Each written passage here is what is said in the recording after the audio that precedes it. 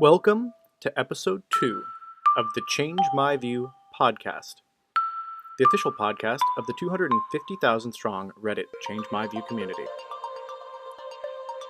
Today's roundtable discussion was recorded just 2 days after Donald Trump was elected President of the United States. It features myself and 4 fellow Change My View moderators offering that unique CMV POV to an election of tectonic proportions. 4 guests, 4 segments, 4 subjects. First, we have protagornast on civility, then PepperoniFire on the importance of listening, followed by huadpe on the relationship between facts and narratives, and finally Grunt08 on how dismissing arguments instead of addressing them is unconstructive. Civility, listening, meaning, patience, Trump. This week on the Change My View podcast. We are live. It is November 11th, 11/11/2016. I am Reddit username mehatch, Michael Hatch in Santa Monica, California, and hosting tonight. I've been a moderator for a couple years here on Change My View. Here is the rest of our team. So who would like to go first and introduce themselves? I am username protagornast. Was modded on Change My View, I think the second day or within the first week that Snorlax had started it. I wrote the first version of the rules, which are now quite different because they've been revised so much. And I am interested in taking the principles of Change My View and enacting them in my personal life on Facebook and with my friends at this point. I am moderator PepperoniFire. I'm currently in Seattle, Washington, and I've been moderating Change My View for, I want to say, maybe 2.5 years. Grunt08. I'm a moderator of CMV. I don't know how long I've been a moderator. It was somewhere between PepperoniFire and mehatch. Yeah, and almost like 90% of my friends are deplorables. Nice guys. How would you pronounce your Reddit handle? It cannot be pronounced. Okay. This has come up many times because I use that handle for a number of things, and you can't pronounce it. It's HUADPE. Don't try. It has enough vowels, it has enough consonants, but it just can't be done. Gotcha. Well, I guess for our purposes, what would you like to be called just while we're here today? Peter. Cool. All right. We're here today to, there have been a few dozens or hundreds of podcasts launched right after the election to digest it and what it means. And we think that from our point of view and Change My View and what we represent in the subreddit, we can contribute something useful to the conversation. We're going to walk through a few topics here and kind of keep it loose and open-ended and as a roundtable discussion among the moderators here. Admittedly, we may not lean towards Trump as a group on average. We all, I think, agree that for the most part have an understanding of where the side supporting Trump came from and are going to try and be as charitable to that as possible. Steelman that, if you will. And have a fair discussion really more on the meta level and the impact of what this all means and just kind of get into it about the election from a Change My View perspective. So, rewinding back 5 years, protagonist, keeping in mind what it was like first founding the subreddit, what are your thoughts on this? Yeah, so I stumbled across it on a subreddit ad, I guess the second day of its existence, and kind of got absorbed really quick because instead of just looking for funny stuff on Reddit or whatever, it seemed like a place that was constructive and you could sort of avoid writing your papers but also be doing something good. So I ended up drafting the first set of rules in our sidebar, which have been kind of revised beyond recognition now, but I saw the value of the community, and the reason I wanted to take part in this conversation today is because I feel like I kind of abandoned some of these values I have for Change My View in my personal life and the way I've conducted myself on Facebook this past year, being snarky and breaking Rule 2 all the time. Rule 2 is basically don't be rude. Don't be rude or hostile to other users. And we have often interpreted as don't be overly sarcastic, which I think is what I've been most guilty of, and in kind of marginalizing other perspectives as I've been joking about the election publicly. So, if you were to take a Comedy Central roast on one end of the spectrum, the Friars Club, neutral politics on the far other end of the spectrum, do you think there are different appropriate types of behaviors or inflections given different forums, or are you trying to keep yourself to a standard that's higher up but across all your platforms? Well, I actually don't know, because I feel like part of the reason I'm making this turn now is because I no longer feel like I'm in a battle between the lesser of two evils. like so many of us felt we were for the past year.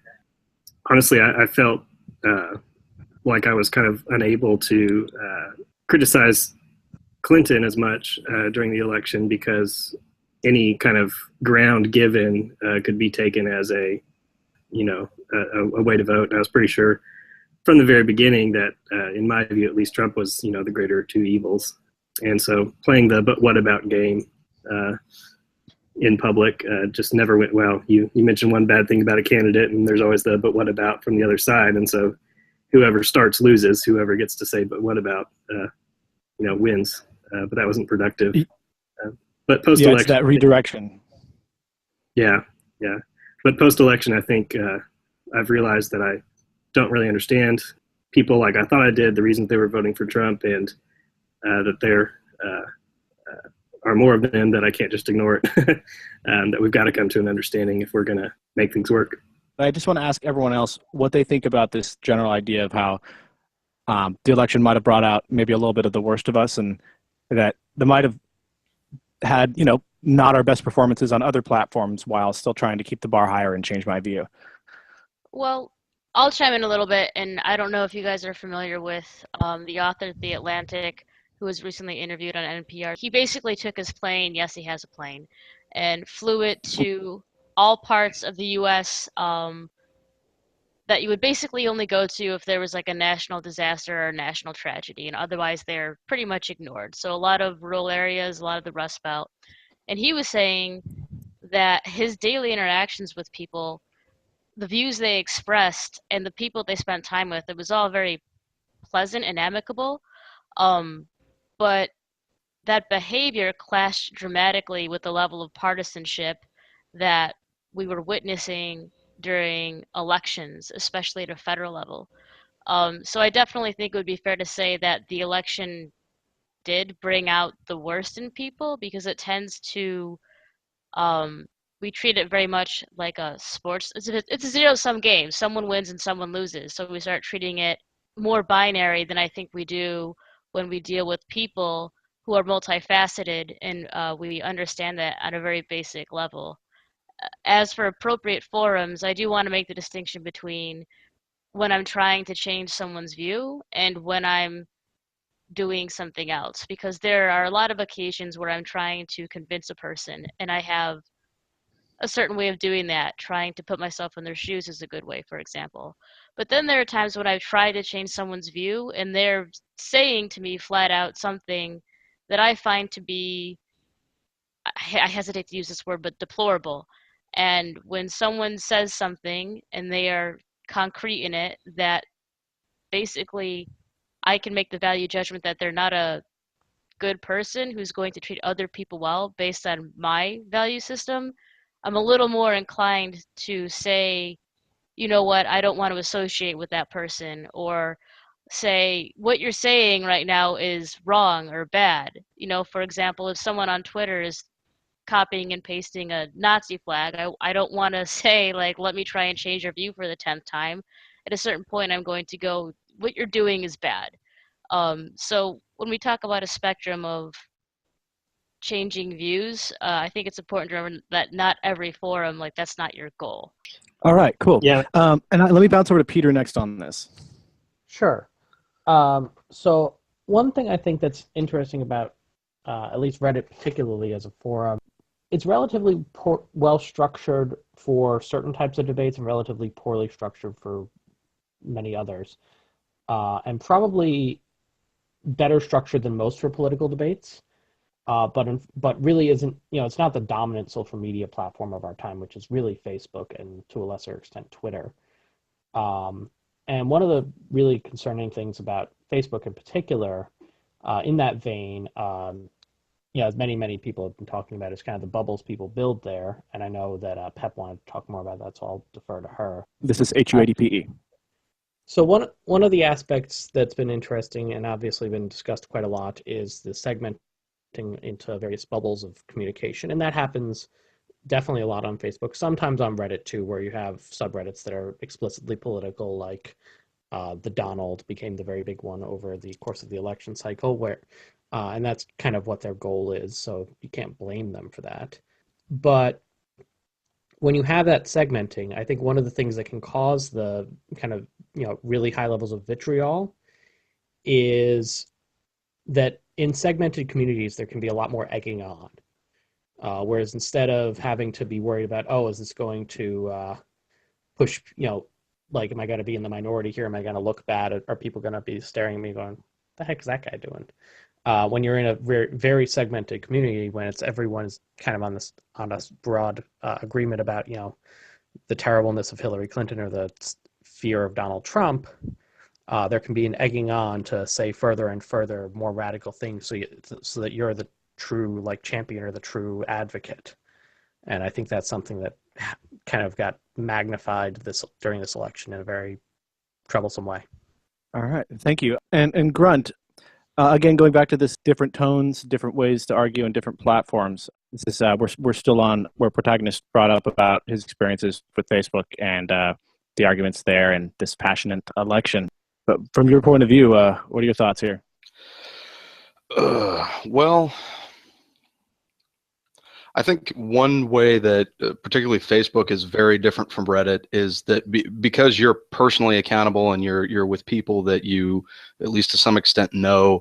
And my particular experience is dealing with a lot of ex-military people, and they sort of develop their own culture, develop the common language, common sets of ideas. Argument as presented in Change My View would never work. It wouldn't matter how well researched it was. It's just, why did you write that big long block of text? It doesn't make any sense. It would be dismissed with, you're an idiot, goodbye. I think when you move to different platforms, you need to be cognizant of what actually influences opinion on those platforms. If you can't think up a way to convince somebody in, I don't use Twitter, so I guess it's 140 characters or whatever, but if you can't think of something to say in 140 characters that will change the view, then it doesn't make any sense to even try. So I think particularly on the left, on the Democratic side in this election, there was this idea that once a fact is presented, that's the end of the argument. And there's very little artfulness in trying to craft those ideas or craft arguments in ways that were appropriate for platforms. And that was a problem that I had trying to talk to some of those guys that I knew is, you're trying to explain why an economic plan is bad or something like that, but you're trying to do it in 2 or 3 sentences to somebody who, is smart in other ways, but doesn't have a lot of the background to understand what you're talking about.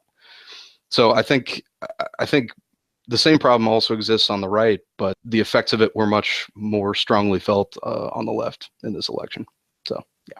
All right. So let's just open it up a little bit on this topic between the four of you, because we kind of touched you on Protagonist topic just across platforms. Does anyone have anything that piqued their interest from what we just heard? Sorry. I liked what Pepperoni said about it depends on what your goal is. If your goal is actually to change someone's view or something else.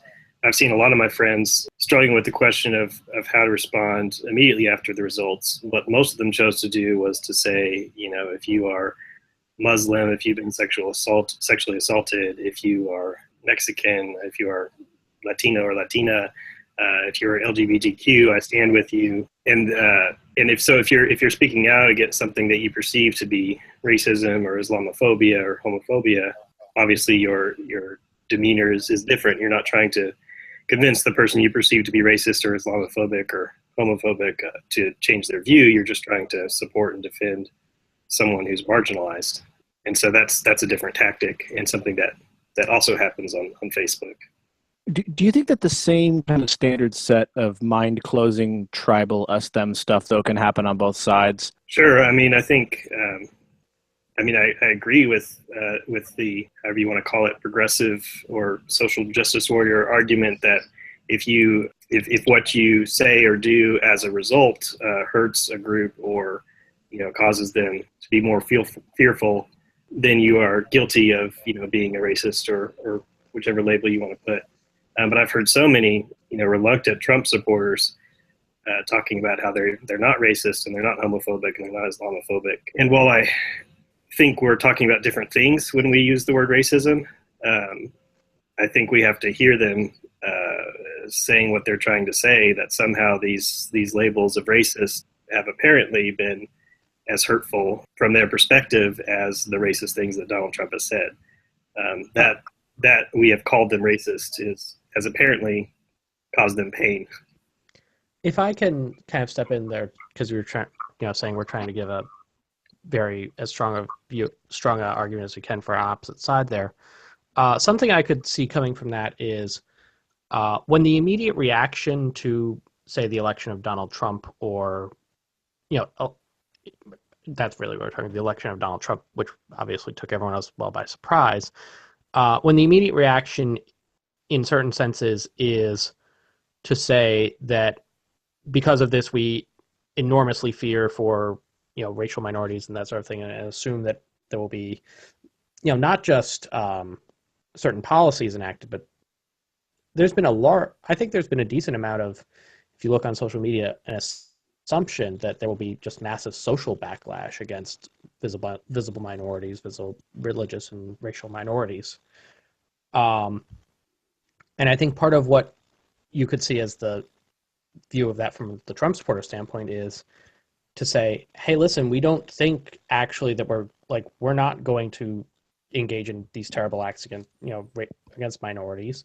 That there are policies that are being enacted about, say, border security or something, but it doesn't mean that there's going to be mass racial discrimination or something, and that by your coming in and operating on the presumption that will happen, that's kind of that you're boxing us into the corner of saying, hey, you're inherently racist and your victory means a victory for racism as opposed to a victory for particular policies, which the left may not like, but which they say these are fair policies, and to call it a victory for racism is kind of insulting in that way, that by saying is an overreach. That would be my argument for the opposite side on that, at least. What I was thinking is, if you really want to understand why, I sort of hear this theme that people are being emotionally wounded in some way by being called racist. I think it might be something that might be part of it. That's definitely part of it. But I think one thing you have to do is, if you want to understand people who voted for him, is apply the principle of charity to a lot of the policy arguments that he made or positions that he took. Because the closest example I can think of what I'm trying to articulate is the Mexicans are rapists thing, right? So it's totally reasonable from certain perspectives to say that what he said was unequivocally racist. If you look at it from a perspective that says either just because it's racist doesn't mean it's wrong, which I'm not agreeing with, but if you think that, or if you don't think it's racist and it's just a description of the people of the Mexicans who he's talking about as being more criminal than the average person, then the way they understand it is fundamentally different from somebody who disagreed with that statement. Someone like most of the people here would view the Mexicans are rapists thing as inherently racist. If they don't view it as racist, and the only thing that's thrown against them is that claim as racist, it's not gonna convince them of anything. You sort of have to treat it as, if the response to that had been to say, well, no, I mean, it's factually untrue, most of these the rates of criminality aren't higher, that might have been more effective. But most of what happened in the popular media and a lot of social media was, that's racist, isn't that horrible? I'll just jump in real quick because I think that's a really good point, and it dovetails into Grunt's point about you can't just throw facts at people. You have to understand why they maybe want to reach a conclusion as much as how they reach a conclusion. So to take a very quick example, a lot of Donald Trump's policies, he focused on trade.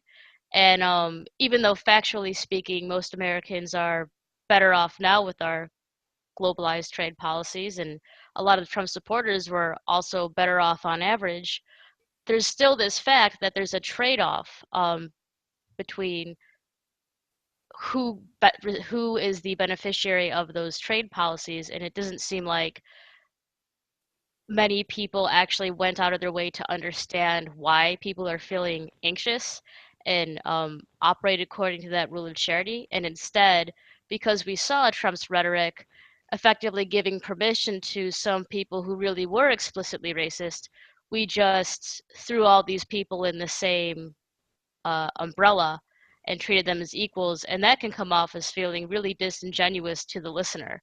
And I think most of us here would agree, when you feel like someone's framing your position erroneously and you think they're doing it deliberately to wrong you, you're less inclined to listen to what they have to say, regardless of how factual it is.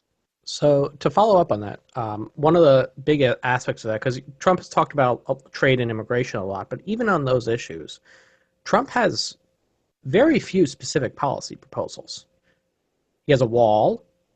He has vague renegotiation of trade deals, not the Trans-Pacific Partnership, and not much else. And so one result of that is that essentially he acts as a cipher about what you think about the things that he says in his speech, the vague things he says in his speeches. There aren't a ton of specific policy proposals where you can go and say, this is going to impact all these people and have this impact, and it's racially biased in this way because 90-something% of the people impacts are of the, Latino or Black or whatever. An incredibly thin policy portfolio, and for someone running for president, it's actually remarkable.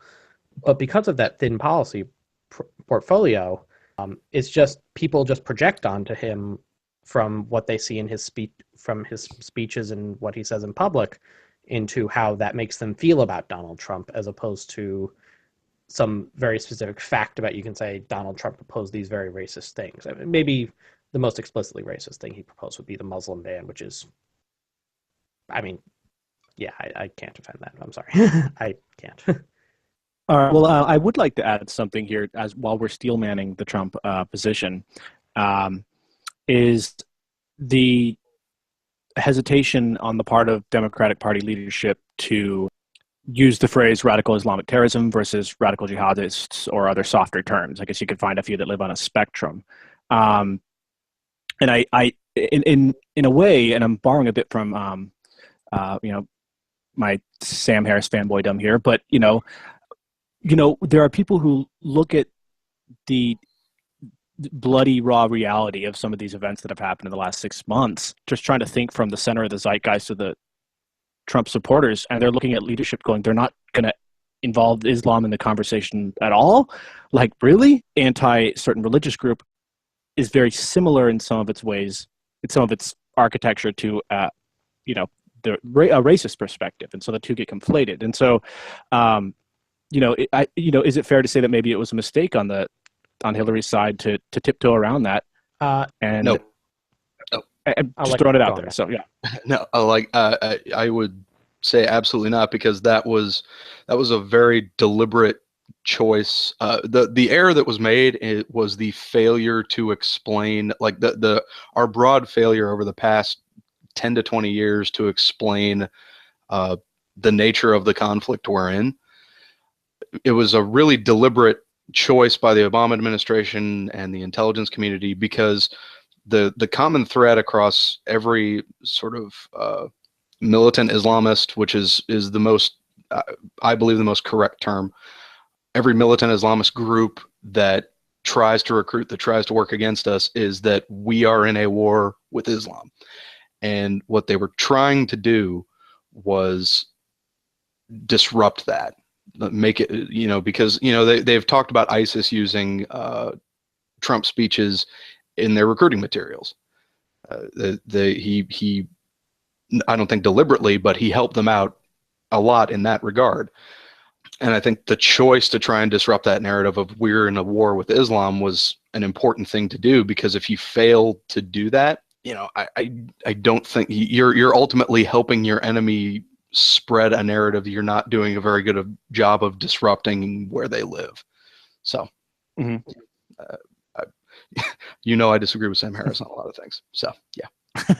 Absolutely. I'm glad you're here. Well, does anyone else want to chime in on where we started was with protagonists and different platforms.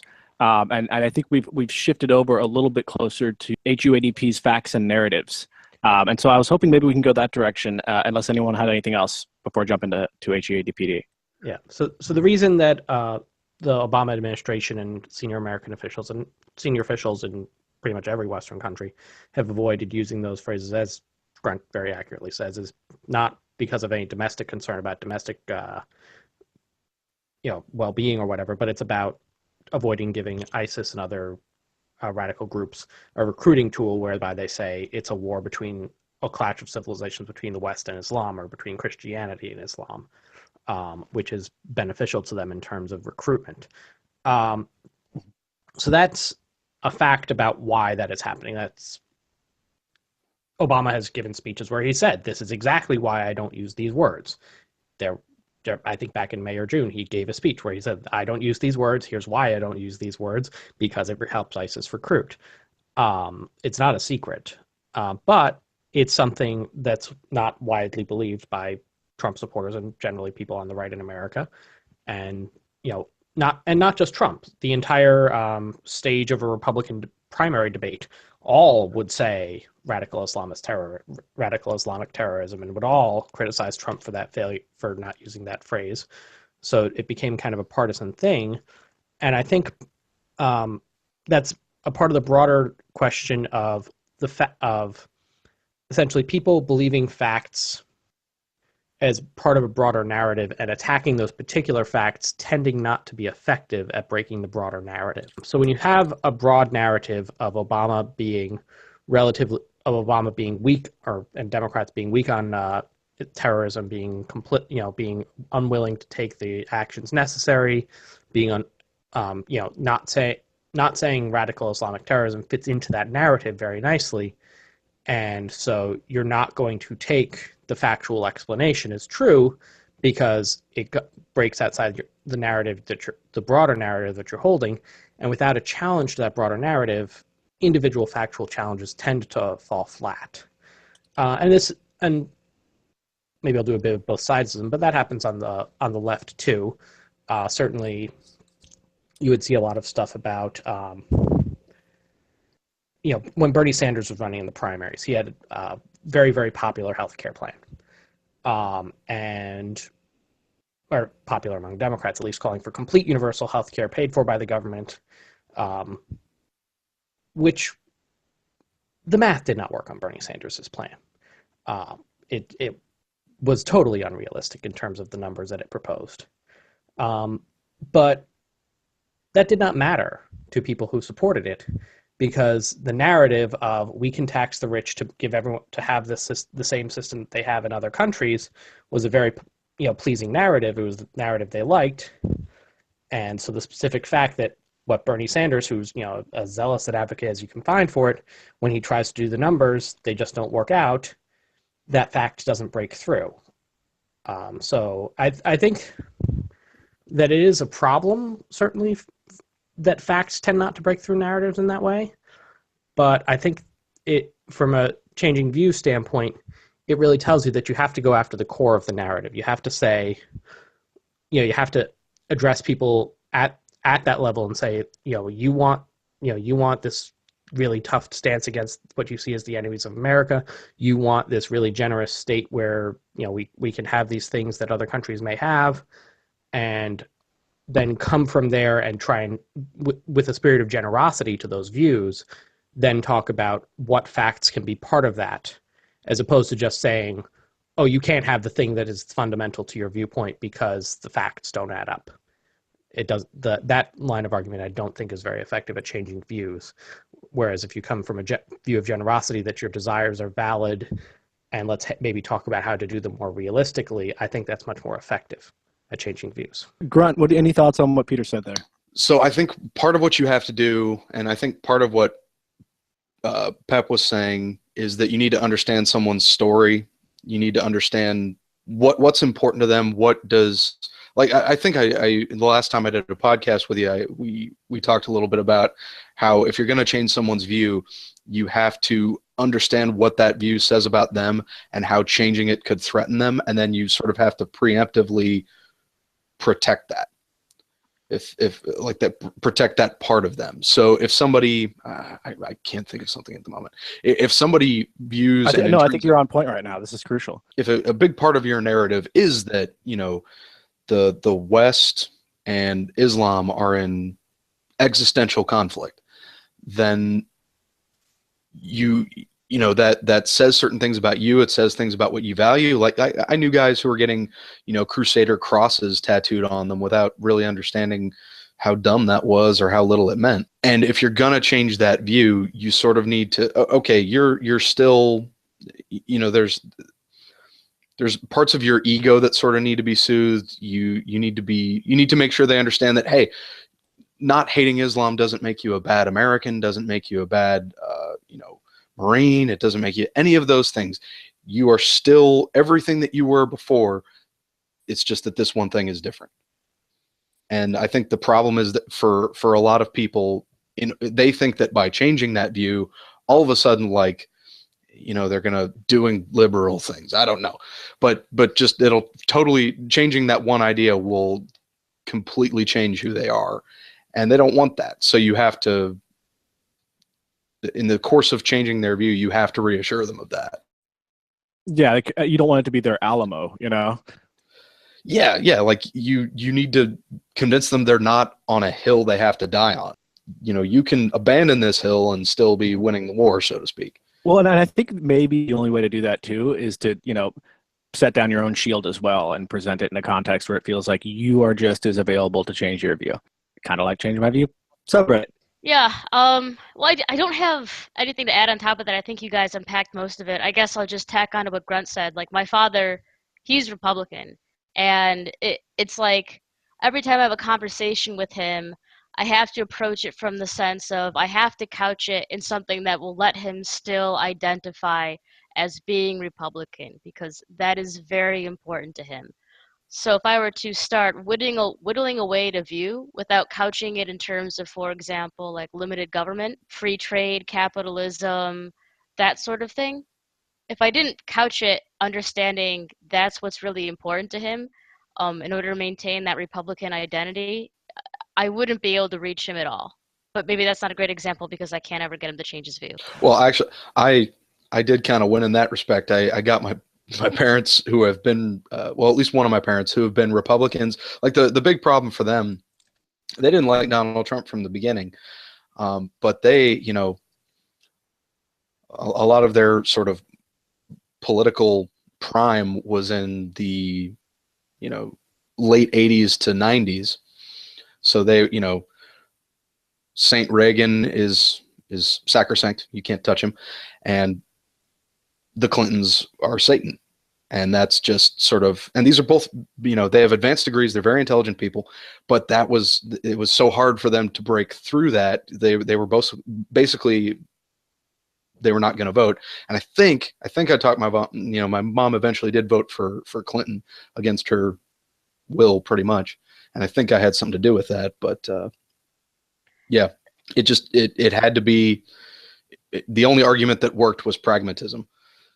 Just that, you know, it's not about supporting Hillary, it's about keeping him out of office. Yeah, that's so interesting because my parents are the exact same way.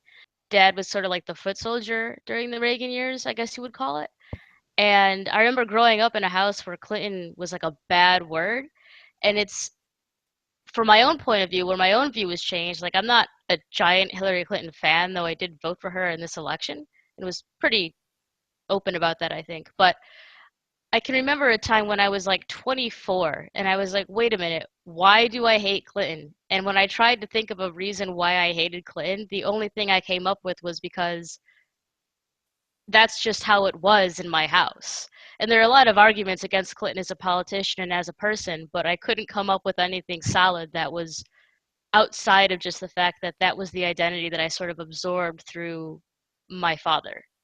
I'm curious to follow up on that, and at least more kind of tracking back towards you know, what we see on the subreddit is the extent to which you can know or assume things about the background of the person whose view you're trying to change. Because, you know, in Change My View, it's operating in a fairly anonymous context.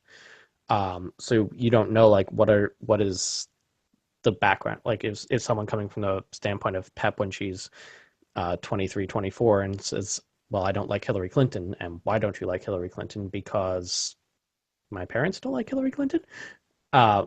Is that why? Or, like you, and how you can kind of unpack that background to try and get to a point where you can change someone's view. I think it's a very interesting question, especially in the context of a more anonymous forum where you don't want to be asking really, maybe you do want to be asking personal questions, but it can be more difficult to do that.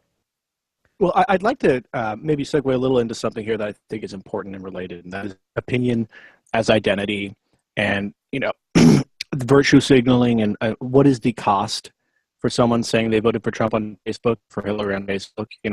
What does it represent to people about you and your virtue and your moral character when you state one way or the other? And to what sense does that affect on your own interpersonal branding, be it within your tribe of 20 people in your the jungle in 1700, or if it's today in a complicated social network? Like how do we untangle ourselves from what's at stake? And does anonymity and Change My View make that possible? I think if anything, the anonymity exacerbates any problems with virtue signaling, either as an OP or as an attacker, just because whatever your handle is can really become something apart from what you are. I'm not saying I do that, but it allows you to say all the things that it's sort of like, I don't know, you can build a separate personality, right?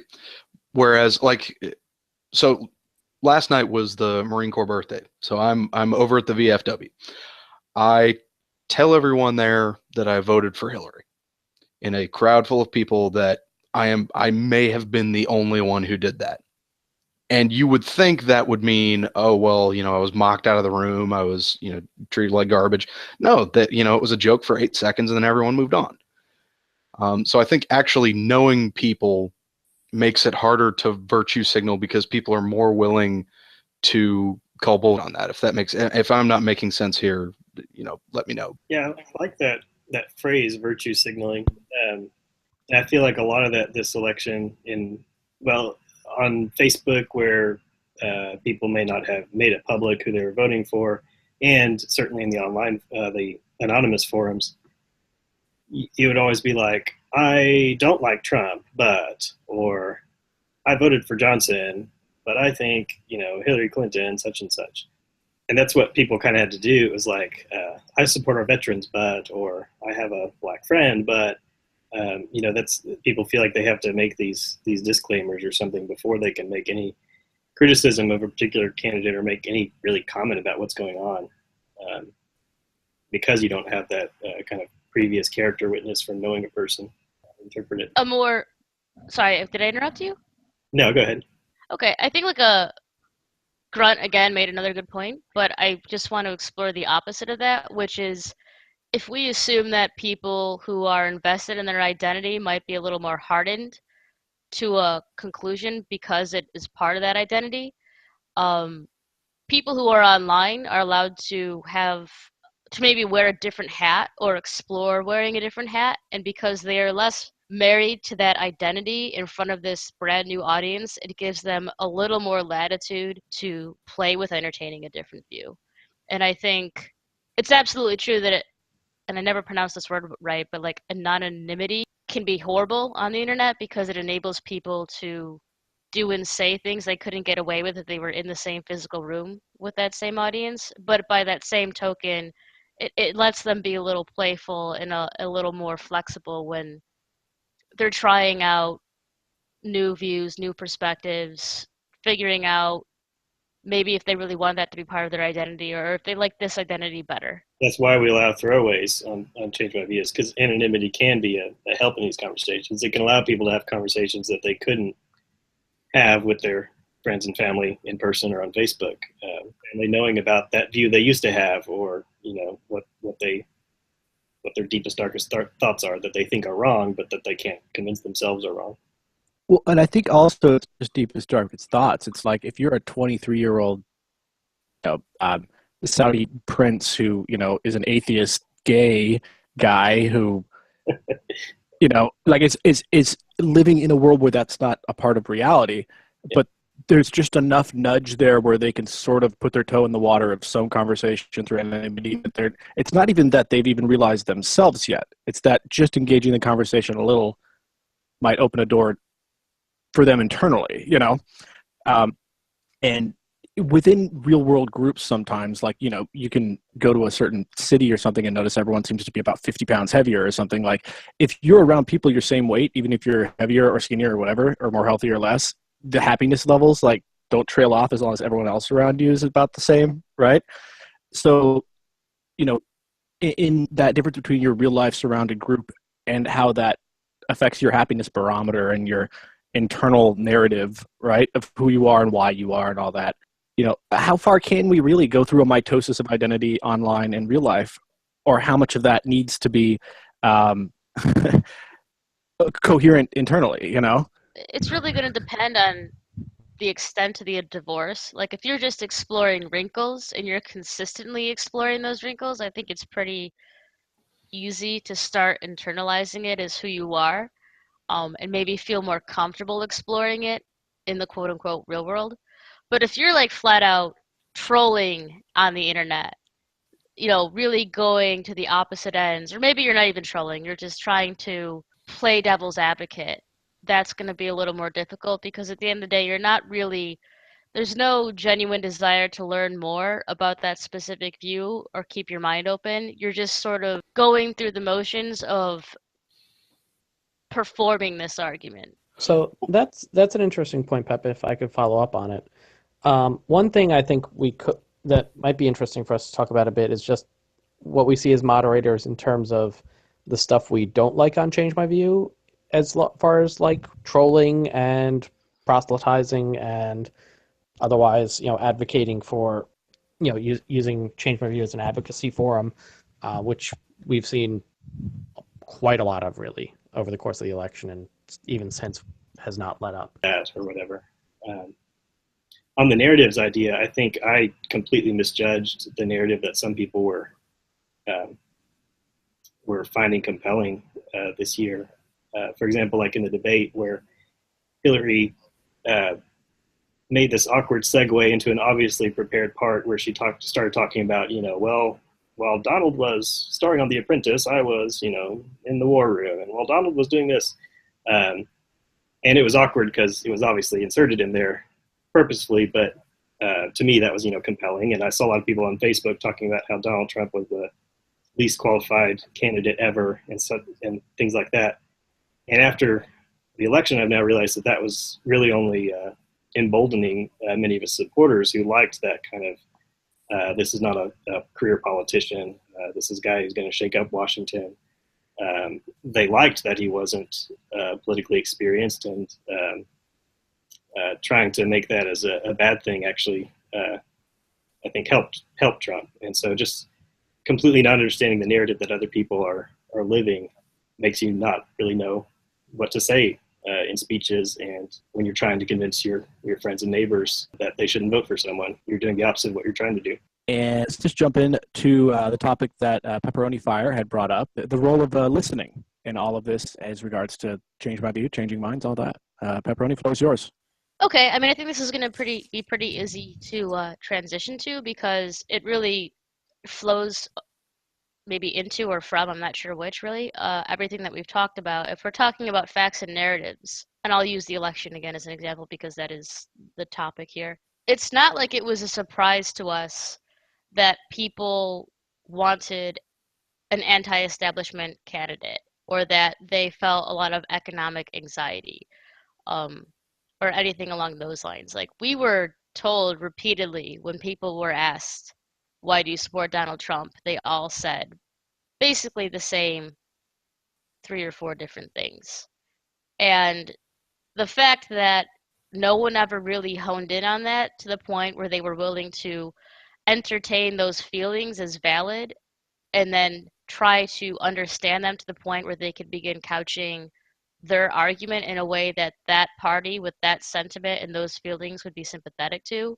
That's probably one of the biggest things, one of the biggest takeaways, I think, the media in particular, but also establishment Democrats and Republicans who were blindsided by Donald Trump's success. And that's really a principle that I learned the importance of in posting on CMV, because I could throw all of the facts and legalese and whatever at original posters in the world, and they would just kind of figuratively look at me with wide eyes. And I had to learn, what was really tugging, I don't want to say at their heartstrings, but what was really motivating them to feel a certain way before I could take the most relevant facts and point them to them in a way that was most compelling to them. Yeah, I think to piggyback off that a little bit, and I think it's also kind of important whenever you're thinking about understanding this whole group of people that I feel like for a lot of people, especially on social media, especially on the internet, there's this assumption like they're sort of going back through everything that Trump said, looking for this collective idea about what all these people think. And I think what's lost in a lot of the polls that were accurately predicting everything that was happening, even after the polls, the pre-election polls had all sort of failed. Not almost nobody, but a lot of people really didn't like whoever they voted for. And I think a lot of the people who voted for Trump, I think he has this solid core of diehard supporters, but I think a lot of people are less interested in his, the particulars of what he had to say, or the sort of uncharitable interpretations of what he's had to say, and are more reacting against a sort of cultural persecution that they've perceived that's largely been just dismissed. Because when they were singling out the groups that voted for him the most, it was white males who didn't go to college. And the other surprising one was women who had gone to college, or it might have been specifically white women who went to college or something like that. And I feel like particularly that first group, when you, especially on Reddit, whenever you have any sort of discussion about that group, none of their complaints are really taken seriously by anyone except sort of people that are treated as the fringe.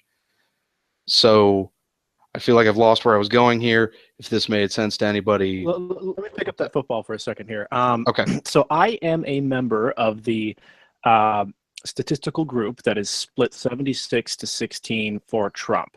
I did not vote for Trump, but while I attended Berkeley for several years, I did not finish. So I fell into that category of no college degree. And I think back to my teenage years, and I would have loved Trump. I grew up in Riverside, moderate Republican upbringing.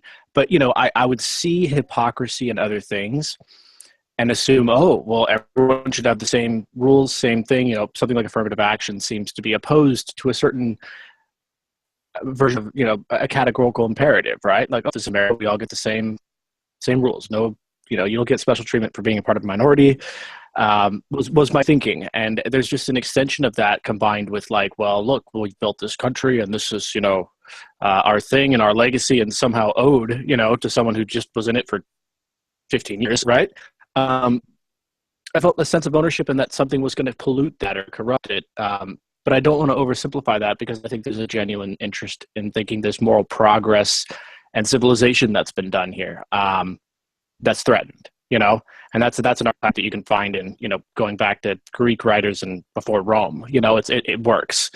So I'm just trying to sit in perspective there a little bit in terms of listening and wonder, okay, I'm so far from that now, but that was still me. And I wasn't crazy, and I don't think you're crazy either. So I wonder if there's a way to reach over like that and feel that, even if you haven't experienced it. Do you think you can do that, or is it just good to just fake it like a therapist might, to just understand them? Mm-hmm, You can find parallels. Oh, I'm sorry. Go ahead. That's it. You're right on time. you can find parallels. You don't have to hone in on the specific experience. So for you, it's beneficial that you can kind of say that used to be me or it could have been me. If I were going to do it, I would say, all right, so I'm not a white working class male without a college degree. But a lot of what I'm hearing from Trump supporters is I did all the right things. I did what I was told. I went to school, like high school. I got a job. I worked hard. I made something valuable. I started a family and I was supporting them, and it all went away. And I kept being told, don't worry about it. It'll be fixed. And then when it didn't, everyone looked at me like I just made poor choices. And in my point of view, it's kind of the same thing. I mean, in a much more privileged way, of course, but I was told, go to college. You have to go to college. If you don't go to college, you won't succeed. And this was in 2005 when I went to college. So, of course, I went to college, and then everything became bad. And everyone was telling me, like, well, I made the wrong choices. That's why you don't have a job out of college. And in my mind, all I could think was, but I did all the right things. Like, I did what I was told. I was told I was going to be okay, and this is what you're supposed to do in order to be successful, and now I'm not. And you're just blaming me, and why I'm trying to explain myself is falling on deaf ears. And so they're very different experiences and backgrounds, but at the end of the day, it's the same basic narrative and the same basic feeling of vulnerability. And if you can find those parallels, and if you can find those very, the foundational feelings that a person is having, or the vulnerabilities that they're experiencing, like that's a pretty good starting place, even if you're not coming from the same walk of life necessarily. Assuming good faith, I mean, we always operate in the rule of charity when we moderate, and we encourage users to operate in the rule of charity when they interact with other people, because if you assume the worst, you're automatically stepping out on a negative foot, maybe even an accusatory foot. When you assume the best, you give people a reason to trust you, and they're more likely to listen to you and the point that you're bringing out. There's also a principle in active listening where you repeat back what they say, kind of in new words, where you're not allowed to use the same words.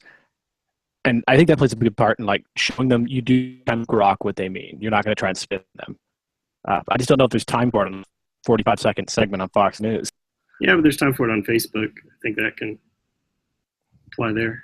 I think another tool that's helpful for listening and understanding people, the section of our wiki that talks about why double standards are often hard to discuss on CMV, I really like, especially the part that points out that whenever you're pointing out hypocrisy in someone else, usually it's that they treat situation A this way and situation B they don't treat that same way, and you say that's hypocritical, but then it becomes clear that your view is that you think they should not treat situation A that way and they should treat situation B that way.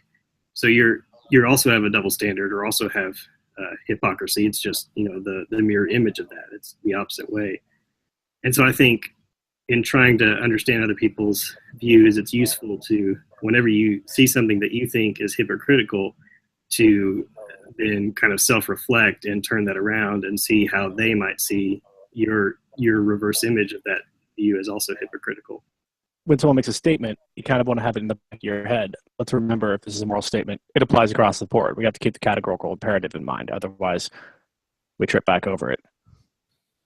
Well, and I think another thing, if you might think of it as like an application of the principle of charity to a large swath of people, I think this also sort of dovetails with people building up their bubbles and social media and stuff like that.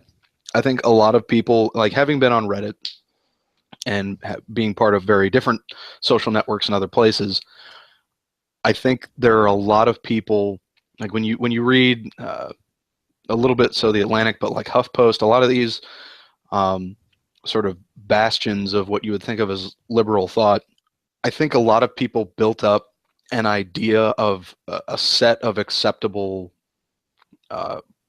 views and principles to hold in politics, views about race and gender and all these different things. And that's why you started hearing things like, why are we doing X in 2016? It's it's disgusting. And I think what they didn't do was account for a large number of people who they basically excised as people who were not acting in good faith, people who were, because they held certain positions, they were immoral, and not only did they not have to be, they didn't have to be addressed, they could just be removed from the conversation, and then that built a whole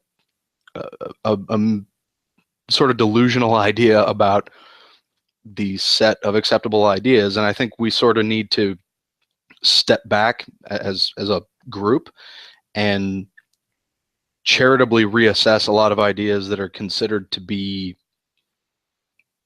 impossible to have. Not to approve of them or accept them as our own views, but to allow somebody to have a view like, I can't think of anything in particular, but allow someone to have a view we currently think of as unacceptable without dismissing them.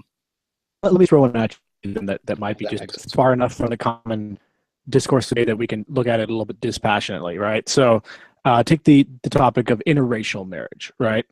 Within living memory, I have an aunt who died maybe 10 years ago. She's like 95, but I only found out after she died.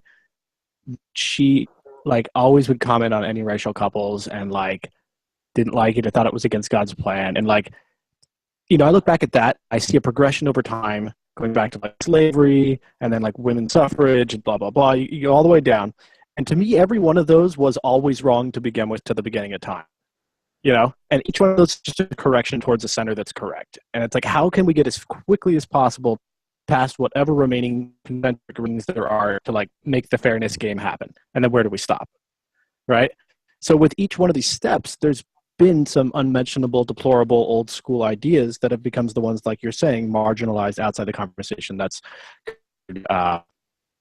what is now, And I think some piece of that tail was stronger than we thought and popped back up and showed its face this time around. But I don't think that's the whole movement. I think there's a lot of anti-Hillary in there, a lot of anti-establishment in there. But to your point, what is the virtue of sitting down and talking to someone about, how it's okay that they still have their slaves? Or where do we draw that line where empathy becomes so against our moral instinct that we just can't suffer it? Or should we just push through for whatever, just for the conversation? Well, I think that goes back to the conversation we had before about what your goal is. If I can change someone's view, that's a win, because it's the best outcome, because not only do they want the outcome that is good. Let's go back to the interracial marriage example. Obviously, if you can convince a person that interracial marriage is fine, that's the best, because you want it to not just be legal. You want people to support its legality, and you want them to celebrate it, or to not judge it. To just treat it as a very normal thing. When you try that again and again and again, policy and state power begins broad swaths of citizens or even minority groups. That's you can start taking the transition from, okay, maybe we just won't convince X amount of people, and tough cookies for them. This is the right thing to do. It's within the authority that a state has, blah, blah, blah, blah, blah. All the boxes are checked. Don't ask, don't tell, yeah. That's I see them as distinct conversations where you try to change the view first. If you can't do that and it's just prolonged and protracted and you see stagnation, at that point, you might just have to drag some people kicking and screaming into the future. So when I start thinking about that as applied to the election, I started thinking maybe Donald Trump didn't have to win. Maybe if Hillary Clinton or any other candidate had couched their platforms in a way that humanized the condition of Trump supporters the way Trump managed to do that, they could have had their view changed instead of, okay, they're all racist, let's try and drag them kicking and screaming by getting out all of our voters and just assuming they won't show up, or whatever alternative strategy there is. Okay, we'll go to the last segment here. And I think that is you, Grunt. Liberals and examples, refusal to enact labor to explain my position is correct, is what my notes say. Okay. Yeah, I think, so coming off what we were discussing before, we've sort of covered a lot of it. Kind of what was being said before about dragging people kicking and screaming, right? What I was sort of thinking with that was that there are quite a few liberals who've sort of the bubbling effect on them has made them think that the group of people they're dragging kicking and screaming is far smaller than it actually is. They believe that there has been what they would define as progress that has not actually happened, despite certain legal victories like gay marriage and things like that. Despite all of that, on a lot of other issues, a large swath of the country is sort of against them. And what I have seen happen fairly consistently is that group of people, when they're confronted with a view from outside of that bubble, they don't feel the need. They think it, or at least they thought it was so perverse or deplorable that they didn't need to address it. That phrase that's brought up on Reddit a lot, you're on the wrong side of history or something like that. And it was enough. It was enough to dismiss it and not without ever addressing it. I heard a quote this morning from a Trump supporter. So it was just a quick segment on a local radio station, but she said something to the effect of everything that used to be right, everything that was wrong, that I was taught was wrong is right now. Like, sex outside of marriage and gay marriage and things that when she was growing up were just like so outside the conversation are now like virtues. And in 40 years, this woman, I'm just guessing, but the world turned upside down morally. That's whiplash a little bit, huh? I mean, I think that would be part of it, but I think you can pick something a little closer to the fringe, like as a specific test case.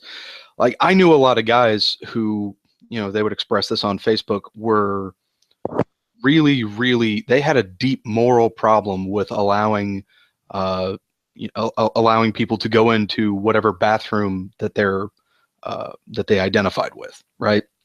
They had a real problem with this because all it was to them was, I have a daughter and some, in their view, weird, creepy dude who might be a pervert of some kind is in the bathroom with my daughter and I'm not with her, and that's dangerous and that's bad and that needs to stop.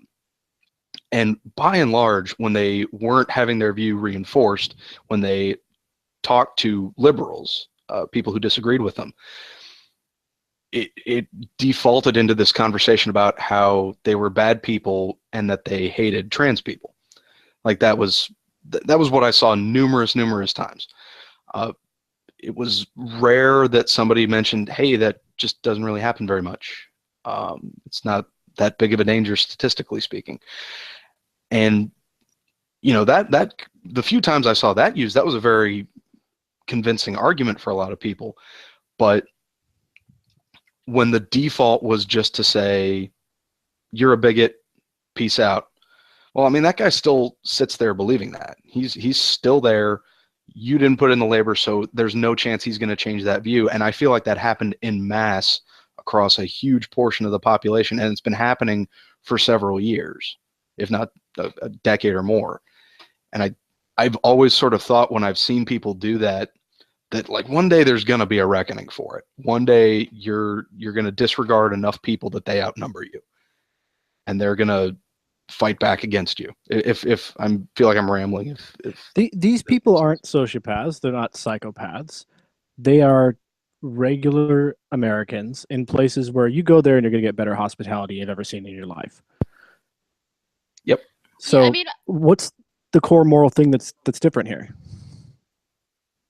Well, sorry, go ahead. They're good people. Yeah, that's it. I just want to say it's like in a sense they're what you might call a good person, a salt of the earth person. But then there's these few things where suddenly they, oh, and by the way, I'm going to use the power of the state to make you less happy for your whole life. Want some pie? Like, well, like I feel like they have not. There are certain basic truths that have been accepted by a lot of liberals that are not as basic as I think a lot of them imagine, and they haven't been similarly internalized by this group of people that's going against them. The idea that, like, to pick an example, the idea that, you know, we see these disputes all the time on CMB about what the definition of racism is. Is it, you know, being a jerk to somebody based on racial prejudice, or is it prejudice plus power? And, you know, the attendant idea is often very poorly articulated that all white people are racist and things like that. If somebody hasn't accepted that definition of racism, the whole narrative you produce after that sounds insane to them. Like, if you only think of racism as being, you know, I'm being a jerk to you because of the race you are, then a lot of that narrative produced based on the other assumption sounds really racist to you. And so, you know, I feel like it's common, you know, I feel like that was the root of the disagreement behind, you know, the continuing disagreement over Black Lives Matter, is that there's a whole swath of the country that, you know, they're being called racist and they're like, but why? I don't hate black people. And there's this refusal to try and explain, or either explain or compromise on that idea and be like, okay, we're going to stop saying all white people are racist, because even if it makes sense given these assumptions, it is not a good way for us to express this idea at all. And there are several of my friends who honestly believe that Obama's tenure has increased racial division in the same way that, from my perspective, it's increased since the primaries began. Can you hear me, or? Yeah, we can hear you. Okay. Sorry, I think there was just some overlap there. I guess the one thing that I would push back on, I mean, I completely agree that liberals made a big mistake of just dismissing the scope of people who felt that way, as well as not really putting in a lot of effort to trying to explain what their difference was. They just assumed point of fact, well, I'm right, so I don't have to explain it. They just don't get it because there's something implicitly nefarious or malicious about that person, which is 99% of the time incorrect.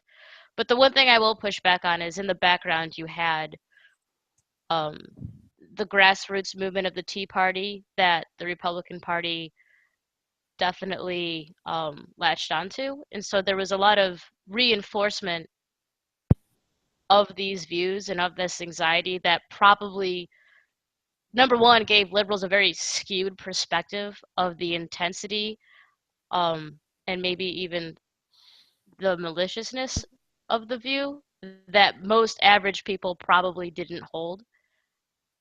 So probably where liberals did not go out of their way to explain themselves, that gap was able to be filled in by some of the much harsher elements of the right wing.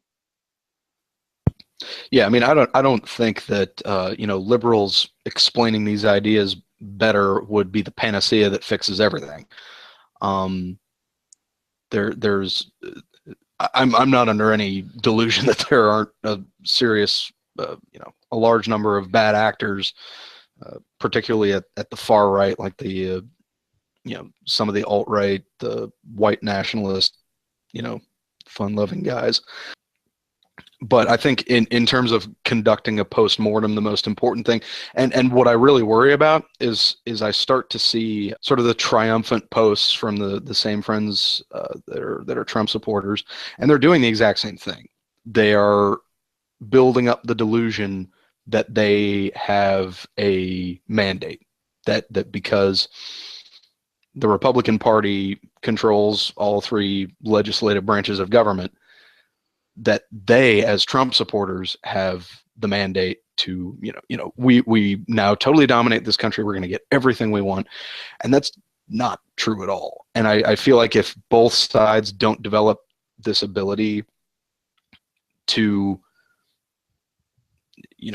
charitably assess one another's views, we're going to face something as bad as like a as big of a dumpster fire as this one was 4 or 8 years from now, with a liberal candidate that's as that's something I can certainly agree with. That's a fair point.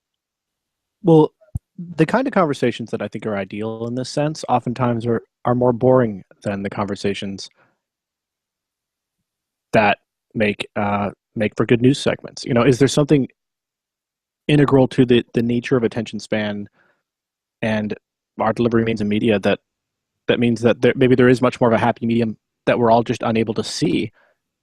That's a secret reality underneath us, that we agree on far more than we know, but that the conversation's happening on more of the wings and the extremes that are really relevant to what's in people's hearts. I'm not totally sure I understood that entirely, but what I will say is this: I think the position with the positions that people are in now, that various sides of the political debate are in now, it's pretty much on liberals to recalibrate and reassess how with conservatives, even conservatives saying particularly horrible things, because based on what I've seen, like the alt-right bubble, like the whole group of people, I know a few, like the 3%ers and the just the as far right as you can go without delving into the Klan and things like that. That bubble's not going to pop anytime soon. Fox News started building it up. It has sort of mutated out of that, and it is the walls of that bubble are much stronger than that of the liberal side, at least as far as I see. So I feel like the only way to defeat that is to soften the way you deal with people in that bubble, because otherwise, like they've built up, you can't pop it with force. You kind of have to sneak into it and make yourself seem less threatening, because that's the way they see the entire left right now. I don't know if that addressed anything you said at all, but I did my best. No, it's all right. I think I was more speaking to trying to talk about the kind of ideal conversation, the vulnerable, open, change my view style of conversation. Is that something that by its nature, by human nature, just will always get less attention than the more combative conversation because it's more exciting? Yeah, I mean, I don't think for the most part, I don't think that I think that conversation is something that only happens when somebody is willing. Like when, if we just dragged people in from other parts of Reddit to BOPs, nobody would ever get a Delta. It would just never happen. And I think in the real world, very few people actually want to have that conversation, and very few people, if they were watching one of their views represented by somebody as sort of a symbolic OP, I don't think it would work that well, because like you look at the Ken Ham Bill Nye debates, depending on who you talk to, both those guys won, and both those guys got their asses handed to them. It's I think to some extent we're at the mercy of what is convincing, not what is debatable. Like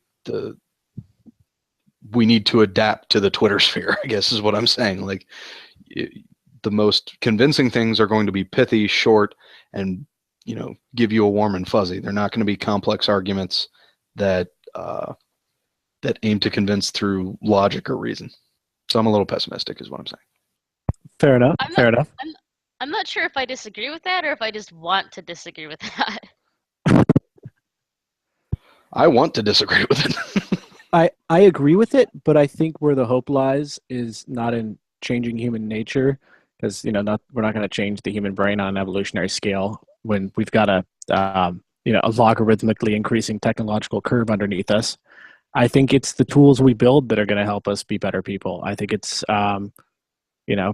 starting at things like spell check or WebMD or a place like Change My View.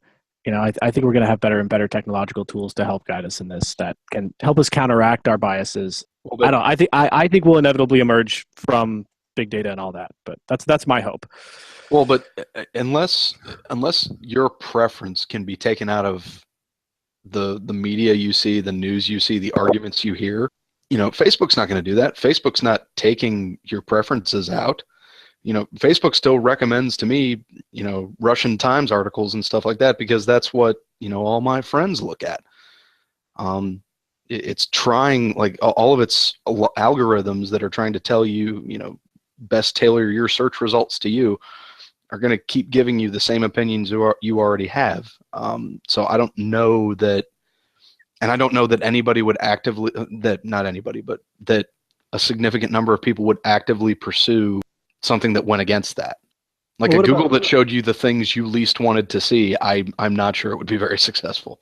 Well, if I had a Google that just told me every time I accidentally made a statement of not trueness, like if I said Mickey Mantle had a 338 batting average in 1942, and I just had a pop-up to say, nope, you got that wrong, I'd be like, cool, thanks, fact helper, And, I think you could have people begin to rely on that over their own memory to a point where they'd be like, oh, shoot, I was wrong about that vaccine thing. I think a lot of it is going to revolve around something that is a profitable model for the media. There's a lot of back and forth I hear going on about, like, what can you do to support print media, because there's this, and this is not a well thought out thing, it's just sort of something people have been throwing as a possibility that hasn't been explored deeply. But the basic idea is, was there this to create a horse race and to cover quote unquote scandals more than policy, because that's what got ratings. Like, people just put Donald Trump on TV because that's what got ratings. But it also gave him free press and free exposure. So it might be, okay, maybe people towards fact checkers necessarily, or they're not working in the way that we expect them to, per Grunt's point about NPR fact checking earlier in the podcast.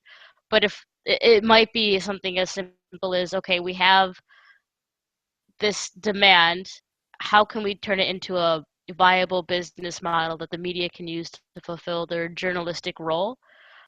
That's right. Yeah, and I'm glad Protagonist brought this up in the chat here briefly. He just wanted to sort of see where we're at as far as this fourth topic, which is what Grunt had brought up. And I know, Grunt, you felt like part of it had been covered already, but were there any portions of what you had brought up that you want to sort of put a point on for us to look at before we move past it?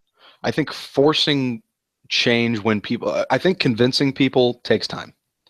The reason I say that I was a Republican, I'm not a Republican now, I'm still a conservative, is that there are rare instances where rapid change that most people don't agree with is necessary.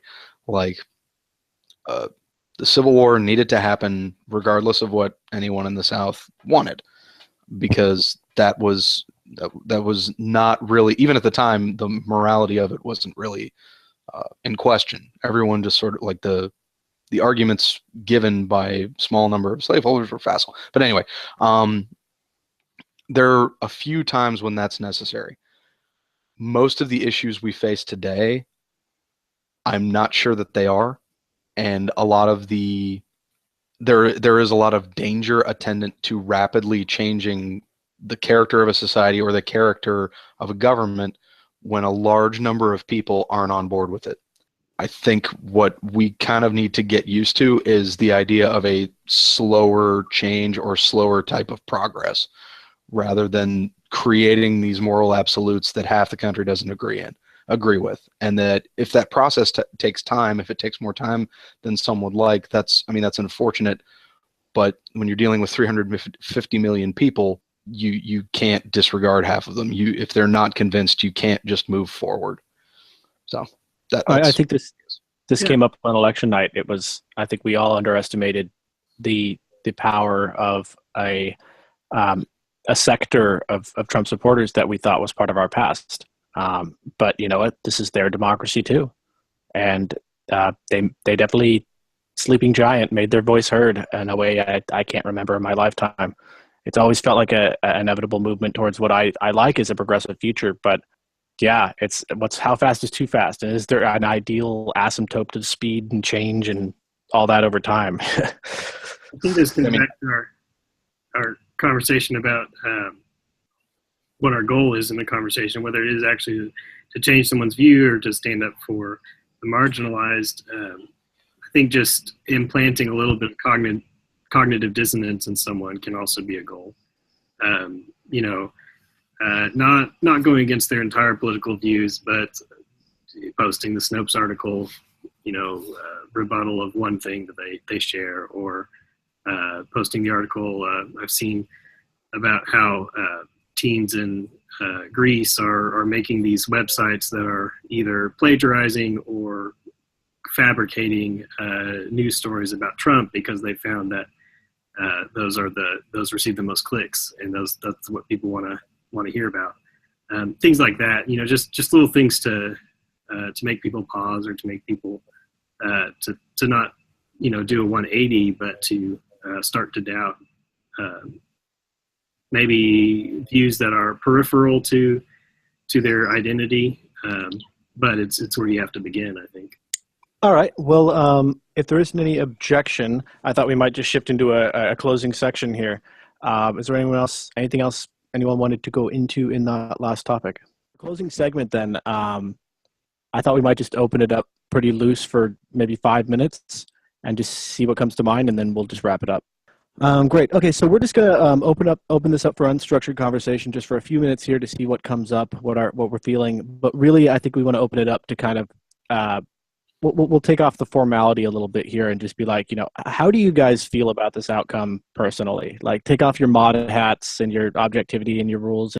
Your need to keep an arm's length from too much passionate opinion, as we are as mods, so we, you know, can be fair mods. What are you feeling 2 days, 3 days later now? Disappointed. I guess, like, I always understood mathematically that it was a close race. I was like everyone else in refreshing 538, and as Nate Silver always says, like, 3 points is not that big, but it's significantly different from actually seeing the outcome and trying to understand what the next 4 years are going to be like. It get a little personally because Donald Trump did say a lot of pretty terrible things, a lot of them also about loosely to women, and it sort of feels like large chunks of America, even if they're not the ists, racist, sexist, whatever, their value preference for anti-establishment or trade or whatever it was that motivated them to go to the polls trumped how a lot of people held Trump and how that might affect public policy. But I guess just to bring CMV back into the conversation a little bit, I was also kind of grateful that I had the experiences I did, being able to talk to others online, because I feel like that opened up a world that I would not have been exposed to, you know, in upstate New York, which is where I grew up. And I value that. So, you know, at least there's that, and I'm looking forward to exploring its role in the lessons I've derived from it in this context. Yeah, I mean, I was, if there's any consolation in this, I feel like a lot of the people that, I feel like very few people I know who did vote for Trump, I don't think they liked any of the things he said, particularly, you know, the sexist things. And I think a lot of the racist things, it was kind of like I said before, they didn't view them as racist. So it was sort of like the whole objection was a non-starter for them. And I think the pretty common idea was that they didn't really care about personal, like the failings of a personal life or personal peccadillos or things like that. Like they also wouldn't have, you know, cared that much about Bill Clinton and Monica Lewinsky. It wasn't so much that they endorsed it as, you know, it just didn't really register as that important to them, which I would not say is necessarily, not even necessarily, it's not a good thing, but I don't think it's a wholesale endorsement of some of the worst things that he said. I mean, for me personally, I was, you know, I've sort of, even from being a really small kid, I was, you know, I unironically subscribe to America. So like I care a lot. And just the thought that we're gonna be represented by that guy, like by the guy from The Apprentice, by the guy that half of New York looks at like a slumlord. That was like, it's just one of those things. It's like, I don't know if humiliation is the right word, but it was really not what I wanted. And Clinton wasn't much better in my view, but like in terms of that type of leadership, but she had a lot more going for her.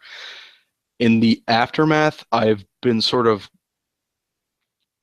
when you realistically assess it, I'm comforted by the fact that a lot of Congress, even though it's Republican dominated, is not on board with a lot of the things that he wants, especially a lot of the more extreme things.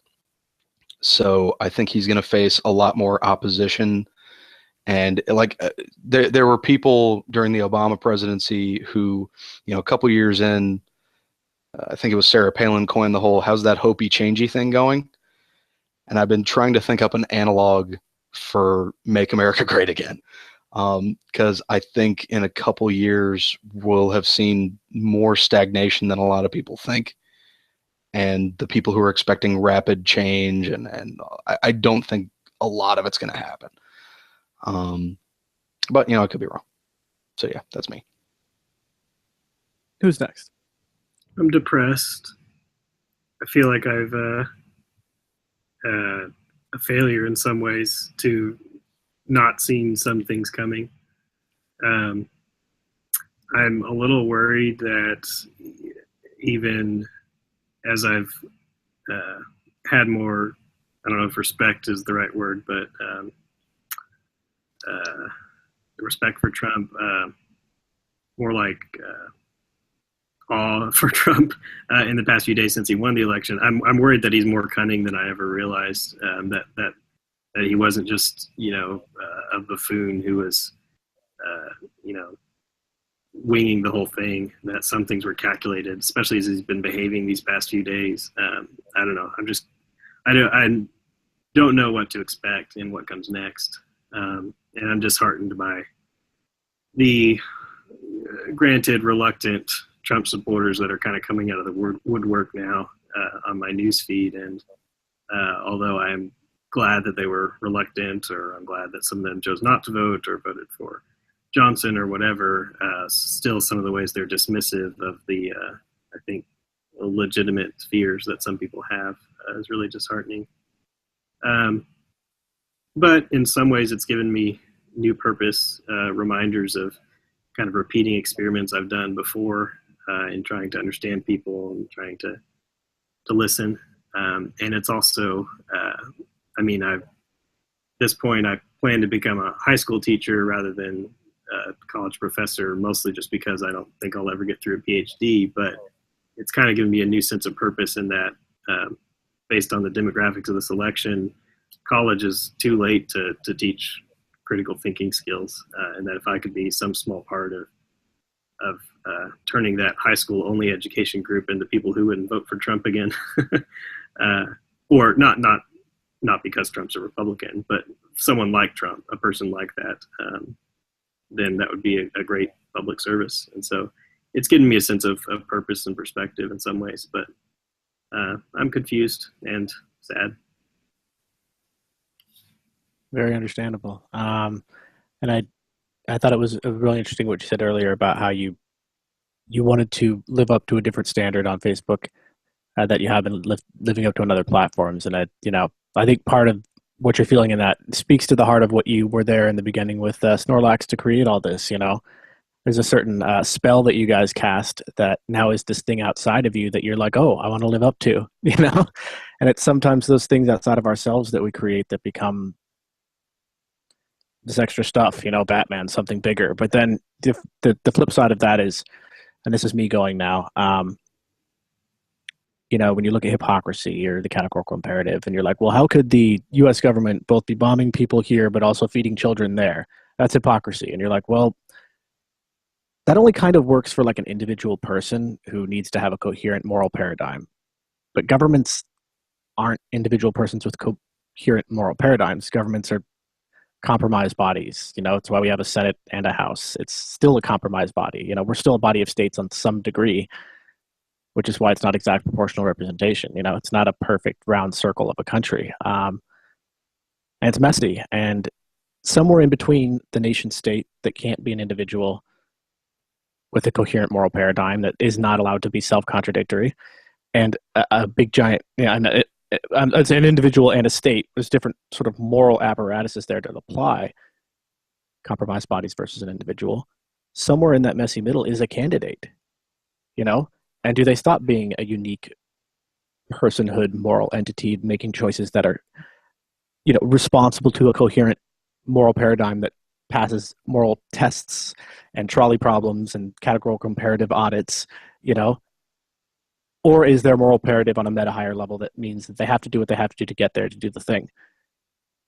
I don't know what the answer is to that, but I think a lot of stress about all this comes up around perhaps miscategorizing what we expect from moral individuals in private life, entire governments and states, and somewhere in the middle are these things we call candidates that are their own sort of swirling gravitational galaxy of a thing that becomes whatever the hell it was that happened 3 days ago when Milky Way and Andromeda collided. But yeah, that's all I have as far as my turn on that go around. But I structure-wise here, in terms of the podcast, I'm ready to wrap unless anyone else has something they'd like to add. I got nothing. Cool. All right. Well, it really is very nice to get all you together. This was just as much fun as it was last year when we had a group together. So thank you all for coming. This is great. Yeah, it's cool. We do Change My View because we believe keeping an open mind is really important. And to that end, tell us how we can improve this podcast, or give us your ideas on what the next episode should be. We're open to all ideas. Well, almost. Thanks for listening.